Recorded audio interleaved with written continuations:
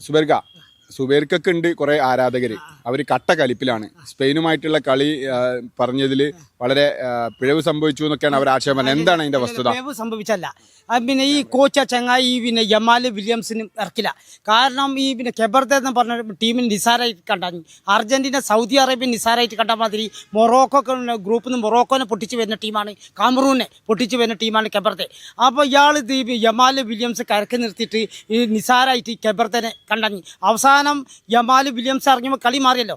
ഇപ്പോൾ കോച്ചിൻ്റെ 100% കോച്ചിന് തെറ്റന്നെ പറയാം. കാരണം ഇത് ആദ്യം ടീമിൽ ഇറക്കിയിട്ട് 2-3 ഗോൾ സ്കോർ ചെയ്തിട്ട് ഓലെ പിൻവലിച്ചിട്ട് ആദ്യ ജയം അനിവാര്യമാക്കേണ്ടി, അതാ കോച്ച് ചെയ്യേണ്ടി. ഈ ലോകകപ്പാണിത്. ഇതിൻ്റെ അവസാനം രണ്ടാമത്തെ കളിയുടെ സമ്മർദ്ദം കൂടും. അപ്പോൾ യമാലിനും ഈ സ്പെയിനെ യോഗ്യതയിൽ തന്നെ മുന്നോട്ട് കൊണ്ടുപോയോ യമാലും വില്യംസാണ്. അപ്പോൾ യമാല് വില്യംസിന് ഇയാൾ കരക്കെടുത്തിട്ട് കെബർദ നിസാരായി കണ്ട് അവസാനം കൊടുത്തുവിട്ട് 100% തെറ്റ് ഇന്നത്തെ സ്പെയിൻ്റെ കോച്ചിനോടാണ്. അല്ലെങ്കിൽ സ്പെയിൻ 2-3 ഗോൾ നിന്ന് ജയിക്കേണ്ടിയാണ്. അപ്പോൾ കോച്ചിൻ്റെ എല്ലാം 100% തെറ്റ്. യഥാർത്ഥ കളിക്കാരെ ഫസ്റ്റ് ഹാഫിൽ ഇറക്കില്ല. കെബർദ നിസാരായിട്ട് കണ്ട് കമറൂണിന് പിന്തള്ളി വരുന്ന ടീമാണ് കെബർദ. അർജന്റീനക്ക് സൗദി അറേബ്യയിലെ കഴിഞ്ഞ വേൾഡ് കപ്പ് സംഭവിച്ച അതേമാതിരി. അപ്പോൾ വേൾഡ് കപ്പ് ഒരു ടീമിനും നിസാരായി കാണരുത്. 100% അത് സ്പെയിൻ കോച്ച് ലൂയിസ് ഡെലഫോണ്ട എന്ന് പറഞ്ഞ കോച്ചിൻ്റെ കുടുങ്ങിയ തെറ്റാണ്. അല്ലാതെ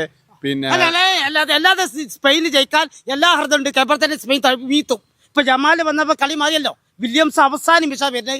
അപ്പോൾ സ്പെയിൻ്റെ കോച്ചിൻ്റെ കുടുങ്ങിയ തെറ്റാണ് ഇന്നലെ സ്പെയിൻ പാളിപ്പോയി.